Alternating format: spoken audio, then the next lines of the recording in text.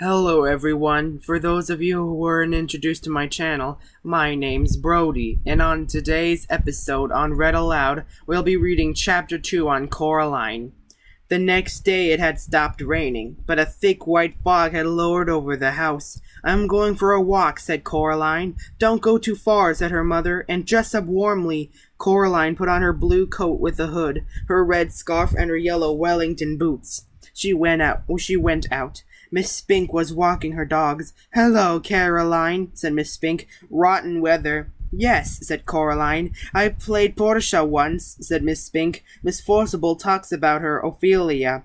But it was my Portia they came to see when we trot the boards."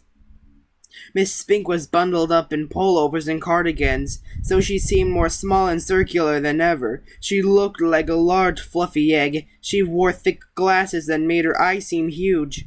"They used to send flowers to my dressing room. They did," she said. "Who did?" asked Coraline. Miss Spink looked around cautiously, looking over first one shoulder and then over the other, peering into the mists as though someone might be listening. "Men," she whispered. Then she tugged the dogs to heel and waddled off back toward the house. Coraline continued her walk. She was 3/4 of the way around the house when she saw Miss Forcible standing at the door to the flat she shared with Miss Spink. "Have you seen Miss Spink, Caroline?" Coraline told her that she had, and that Miss Spink was out walking the dogs. "I do hope she doesn't get lost. It'll bring on her shingles if she does, you'll see," said Miss Forcible.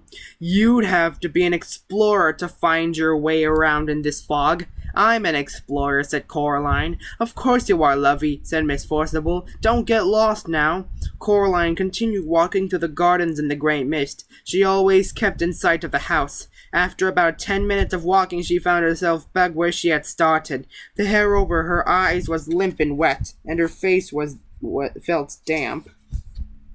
"Ahoy, Coraline," called the crazy old man upstairs. "Oh, hello," said Coraline. You could hardly see the old man through the mist. He walked down the steps on the outside of the house that led up past Coraline's front door to the door of his flat. He walked down very slowly.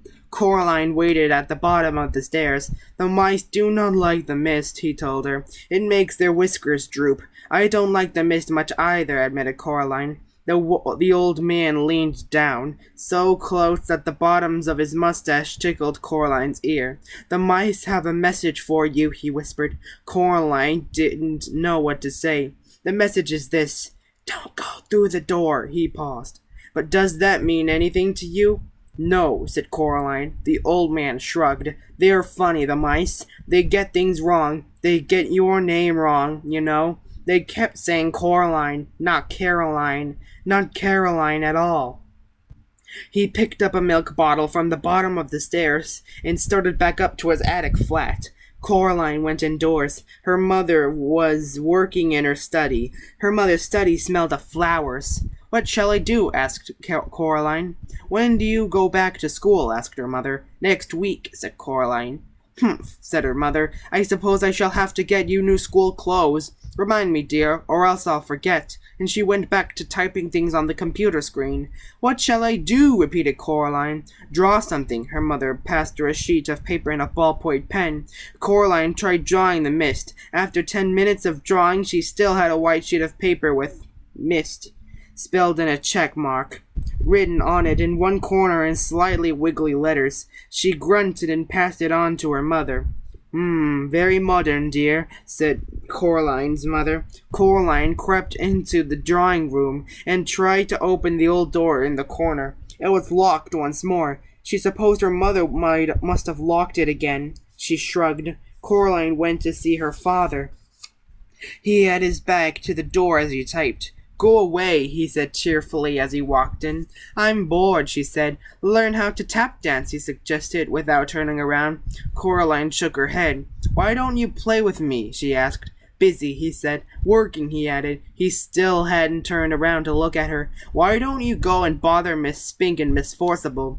Coraline put on her coat and pulled up her hood and went out of the house. She went downstairs. She rang the door of Miss Spink and Miss Forcible's flat. Coraline could hear a frenzied woofing as the Scotty dogs ran out into the hall. After a while, Miss Spink opened the door. "Oh, it's you, Caroline," she said. "Angus, Hamish, Bruce, down now, lovies. It's only Caroline. Come in, dear. Would you like a cup of tea?" The flat smelled of furniture, polish, and dogs. "Yes, please," said Coraline. Miss Spink led her into a dusty little room, which she called the parlor. On the walls were black and white photographs of pretty women and theater programs in frames. Miss Forcible was sitting in one of the armchairs, knitting hard.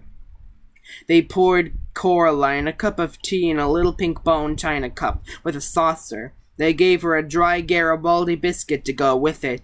Miss Forcible looked at Miss Spink, picked up her knitting, and took a deep breath. "Anyway, April, as I was saying, you still have to admit there's life in the old dog yet." "Miriam, dear, neither of us is as young as we were. Madame Margatti," replied Miss Forcible. "The nurse and Romeo, Lady Bracknell, character parts. They can't retire you from the stage." "Now, Miriam, we agreed," said Miss Spink. Coraline wondered if they'd forgotten she was there. They weren't making much sense. She decided they were having an argument as old and comfortable as an armchair. The kind of argument that no one ever really wins or loses, but which can go on forever, if both parties are willing. She sipped her tea. "I'll read the leaves if you want," said Miss Spink to Coraline. "Sorry," said Coraline. "The tea leaves, dear. I'll read your future." Coraline passed Miss Spink her cup. Miss Spink peered short-sightedly at the black tea leaves in the bottom. She pursed her lips. "You know, Caroline," she said after a while, "you are in terrible danger." Miss Forcible snorted and put down her knitting. "Don't be silly, April. Stop scaring the girl. Your eyes are going. Pass me that cup, child." Coraline carried the cup over to Miss Forcible. Miss Forcible looked into it carefully, shook her head, and looked into it again. "Oh, dear," she said. "You were right, April. She is in danger." "See, Miriam," said Miss Spink triumphantly, "my eyes are as good as they ever were." "What am I in danger from?" asked Coraline. Mrs. Spink and Forcible stared at her blankly. "It didn't say," said Miss Spink. "Tea leaves aren't reliable of that kind of stuff." "Not really. They're good for general, but not for specifics." "What should I do then?" asked Coraline, who was slightly alarmed by this. "Don't wear green in your dressing room," suggested Miss Spink. "Or mention the Scottish play," added Miss Forcible. Coraline wondered why so few of the adults she had met made any sense. She sometimes wondered who they thought they were talking to.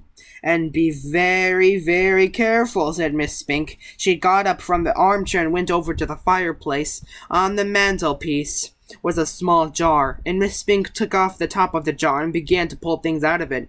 There was a tiny china duck, a thimble, a strange little brass coin, 2 paper clips, and a stone with a hole in it. She passed Coraline the stone with the hole in it. "What's it for?" asked Coraline. The hole went all the way through the middle of the stone. She held it up to the window and looked through it. "It might help," said Miss Spink. "They're good for bad things sometimes." Coraline put on her coat, said goodbye to Mrs. Spink and Forcible and to the dogs, and went outside. The mist hung like blindness around the house. She walked slowly to the stairs up to her family's flat, and then stopped and looked around. In the mist, it was a ghost world. "In danger?" thought Coraline to herself. It sounded exciting. It didn't sound like a bad thing. Not really. Coraline went back upstairs, her fist closed tightly around her new stone. That's it for Chapter 2. Join me next time as we read Coraline Chapter 3. This is me signing out.